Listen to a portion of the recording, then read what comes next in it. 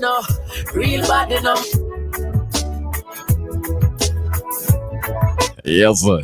That's the voice of Christopher Martin, Delusional, right, sir? Yeah, so the time is now 15 minutes after the hour of 12 p.m.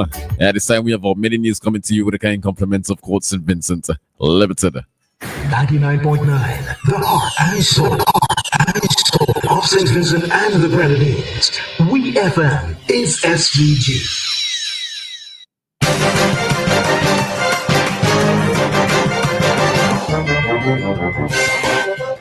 Good afternoon and welcome to WFM's Midday News, brought to you with the kind compliments of Court St. Vincent Limited. Shop with confidence at Courts. Get the lowest prices guaranteed. Get appliances, furniture, electronics, and so much more. If you find a lower price on any other products elsewhere, we'll match the price. Plus, we'll give you back 110% of the difference. Shop with confidence only at Courts. Bringing value home. Special conditions apply. Welcome back to WFM's Midday News, brought to you with the kind compliments of Court St. Vincent Limited. First, on the local scene, the St. Vincent Botanical Gardens, the oldest garden in the Western Hemisphere, is once again making history on the world stage. A local team has officially embarked on an exchange program with the Royal Botanic Gardens Kew, UK. Representing St. Vincent and the Grenadines are Mr. Jayashi Nash and Ms. Carlon Peters, both from the National Parks, Rivers and Beaches Authority, NPRBA, and Mr. Rohan MacDonald from the Ministry of Agriculture. This exciting exchange focuses on strengthening skills in conservation, research, and sustainable site management, paving the way for stronger international partnerships and a greener future. On August 27, 2025, a team from Kew Gardens visited St. Vincent for 2 weeks, exploring our landscapes, sharing knowledge, and deepening collaboration within our country. On Tuesday, October 7, 2025, the former Coast Guard Members Association, FCMA, took an impactful step by donating essential items to the Louis Punnett home in Kingston. The items included protective underwear, hygiene wipes, first aid supplies, and personal hygiene items. This comes just under 6 months after they donated financial aid to 5 community feeding programs across St. Vincent and the Grenadines. The Louis Punnett home currently houses 55 elderly residents, both male and female. Additionally, the association distributed 12 care bags and similar items directly to elderly persons in the community. The items were handed over to Sister Luan Small, Departmental Manager, and Sister Jamil Bartholomew, Ward Manager. Established in June 2023, the FCMA is comprised of past members of the SVG Coast Guard Service who reside locally and abroad and actively contribute to the association's charitable work. Still on the local scene, Ambassador of the Republic of China on Taiwan, Her Excellency Fiona Fan, handed over 4 drones to the Royal St. Vincent and the Grenadines Police Force, RSVG-PF. The handing over took place at Taiwan's 114th anniversary of independence celebrations, held at the Methodist Church Hall on Tuesday, October 7, 2025. Assistant Superintendent of Police, ASP, with responsibility for telecommunications, Olson Rodney, said the drones would aid their search and rescue operations, since of late a number of people were lost in places like La Soufrière.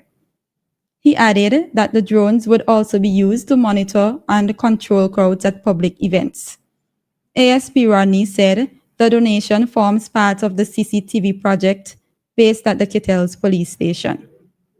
Rodney extended gratitude to Ambassador Fan and the people and government of the Republic of China on Taiwan, and expressed his desire for the relationship between both countries to grow even stronger. On to news in the region. A program aimed at equipping the workforce for Barbados' maritime regulatory reforms is set to launch.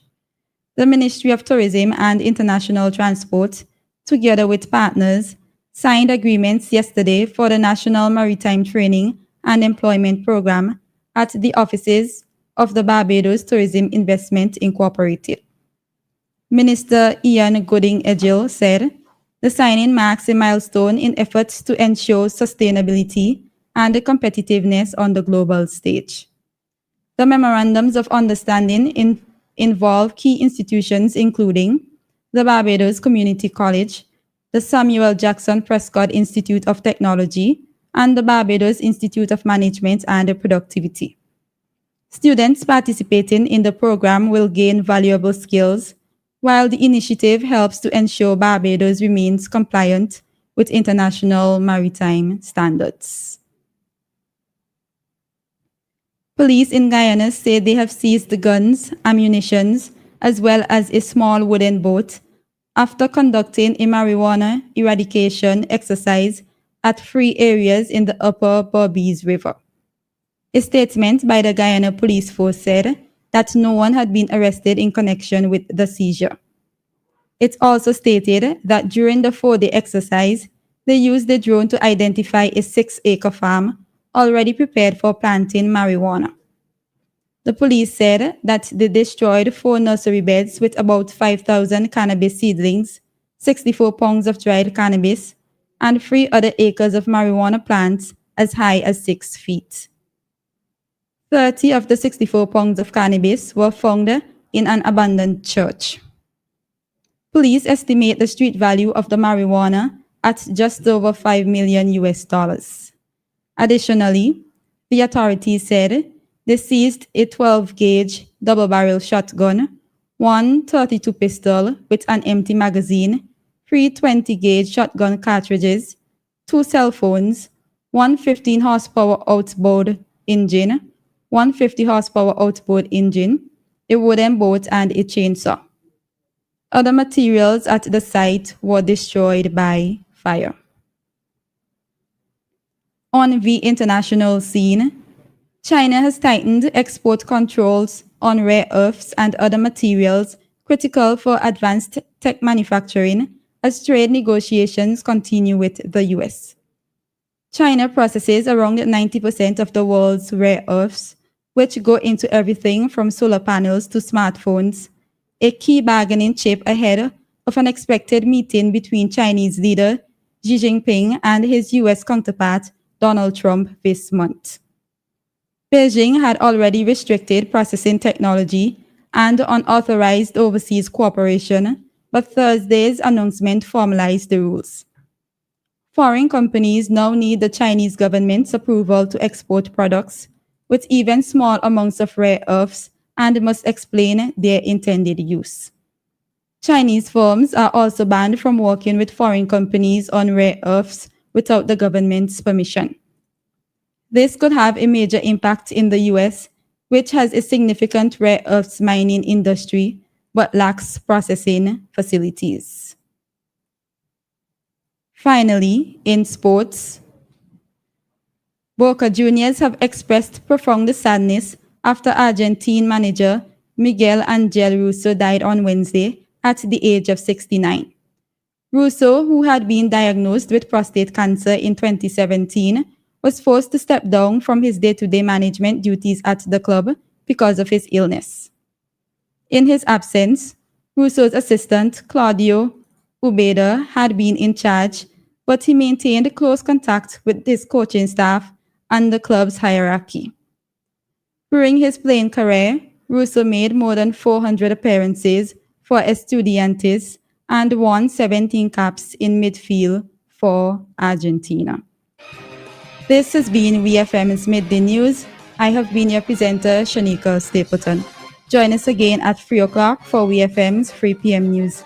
WeFM's Midday News came to you with the kind compliments of Courts St. Vincent Limited. Just for you at Quartz Optical. Get 15% off. When you bring in your prescription from any other eye care provider, we'll give you 15% off the cost of your frames and lenses. So visit us today and get 15% off. Offer valid on cash and credit purchases. Conditions apply. See in-store for details. Quartz Optical. Value you can see.